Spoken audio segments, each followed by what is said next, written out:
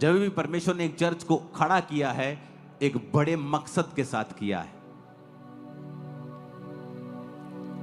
Church का काम politics करना नहीं है, इसलिए इस चर्च में हर पार्टी का हमेशा वेलकम रहता है।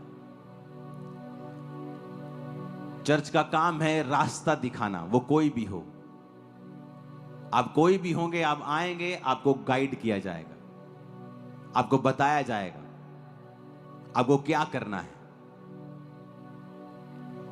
नाइजीरिया में ऐसी चर्च है जिसकी आज 50,000 ब्रांचेस हैं, और उसकी चर्च के स्टैंडिंग वॉलंटियर्स आज उस देश के उपराष्ट्रपति की पोस्ट तक पहुंच चुके हैं। Standing volunteers. क्यों परमेश्वर ने ऐसी चर्चों से लोगों को चुना? उनको सिखाया गया ऑनर करना। वो अपने पास्टर के साथ आज भी एक समान, अगर वो बैठे हो तो उसके समान बैठते भी नहीं है। उन लोगों में ये बात बहुत अजीब और बड़ी गहराई से मैंने देखी है, क्यों उन लोगों को परमेश्वर ने इतनी जल्दी बढ़ाया है। ऑनर करना।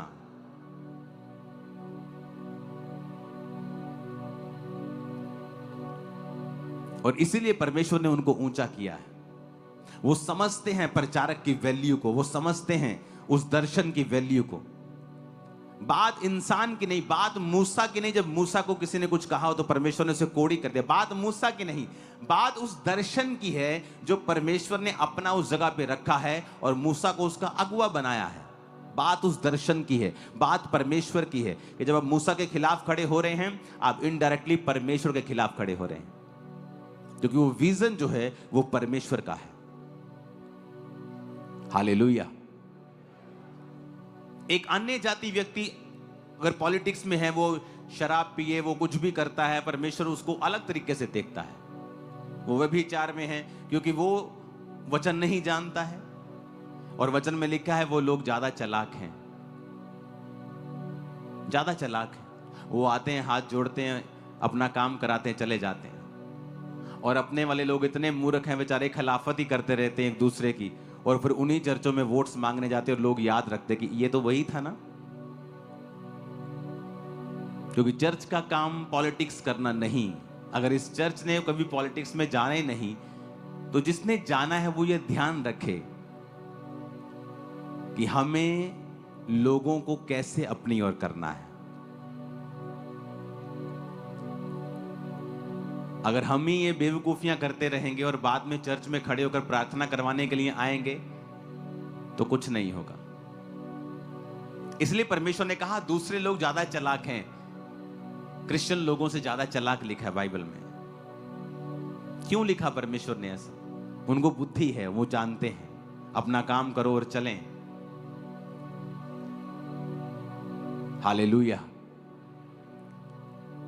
जब तक आप ऑनर नहीं करेंगे उस विजन का, तब तक परमेश्वर आपको ऊंचा नहीं करेगा। वो क्रिश्चियन लोगों को बड़े ध्यान से देखता है। जब तक आप व्यभिचार से और शराब से और नशों से बाहर नहीं आएंगे, वो कभी पॉलिटिकली आपको ऊंचा नहीं करेगा, क्योंकि आप वचन जानने वाले लोग हैं। जब तक आप वचन जान के गुनाह करते रहेंगे, परमेश्वर आपको हमेशा नीचा रखेगा। आप वचन को जानेंगे, आप प्रार्थना करेंगे, आप बाइबल को पढ़ेंगे, आप ऑनर करेंगे विजन्स का, दर्शनों का, परमेश्वर आपको ऊंचा करेगा। वो किसी भी तरह से करे, वो करेगा।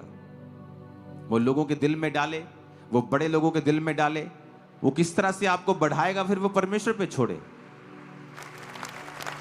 आज प्रॉब्लम ये है कि हर एक व्यक्ति, चाहे वो सामाजिक तौर से मसीह में है, चाहे वो पास्टर के तौर पे, बुद्धि की कमी की वजह से वो लोग बढ़ नहीं पा रहे हैं। जब कुछ करने का समय होता है, जीरो रिजल्ट है उनके। रीजन क्या है? विजडम की कमी। जब मैं सेवकाई में खड़ा हुआ और जब मैं जाता था विजिट करने के लिए लोगों के घरों में, तो परमेश्वर की आत्मा ने मुझसे कहा कि इनसे चंदा नहीं लेना है विजिट करते समय।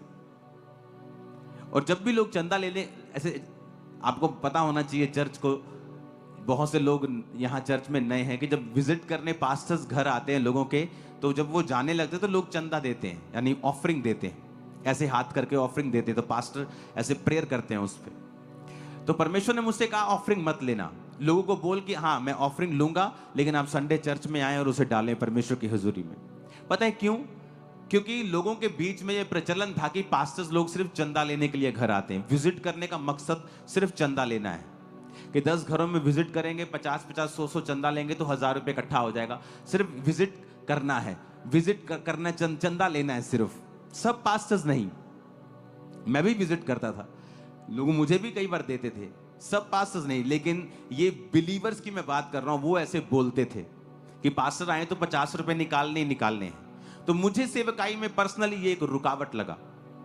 जिस चर्च ने मुझे बैप्टाइज किया है वो भी पास्टर्स विजिट करते हैं, लोग आज भी चंदा उन्हें देते हैं। जब वो मेरे घर आते हैं मैं भी उन्हें चंदा देता हूं। बात मैं भी ऑफरिंग देता हूं, बात वो नहीं है, वो आत्मिक आदमी है।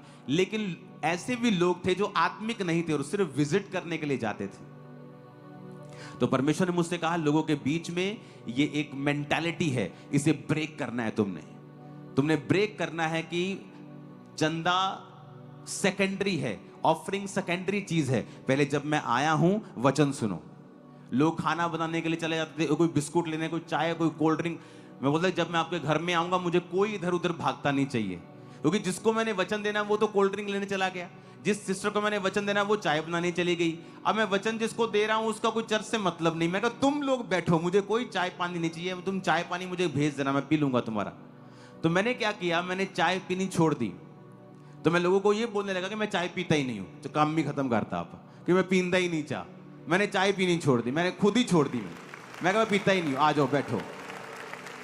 अब कोल्ड ड्रिंक कितनी आदमी मिलेगा, कोल्ड ड्रिंक शुरू से मैं इतना पीता नहीं हूं। तो उनको मालूम था कि हमारा पास्टर ना चाय पीता ना कोल्ड ड्रिंक, हमें उसने वो आया तो हमें बैठना है। तो वो लोग क्या करते थे, लोग बैठते थे, फिर वो खुद भी बैठते थे, साथ वाले भी बैठते थे, पड़ोसी भी बैठते थे। तो 10-15 मिनट वचन देने के बाद मैं वहां से निकलता था। जब लोग ऑफरिंग लेने के लिए आते थे, जो लोग पक्के होते थे, जिनको पता है कि ये क्रिश्चियनिटी में स्ट्रांग है, इसको वचन पता है, कंप्लीट है, उससे ऑफरिंग मैं एक आध से लेता था और बाकी सबको बोलता नहीं। क्योंकि नए लोग भी होते थे, कम आत्मिक लोग भी होते थे, थोड़ा विश्वास वाले भी होते थे। सबको लगता कि अच्छा इस बहन ने दिया है तो मुझे भी देना है। मैं उनका मना कर नहीं, तुमसे मैंने नहीं लूंगा, आप चर्च में आओ और संडे डालो, आपकी प्रभु कबूल करेगा।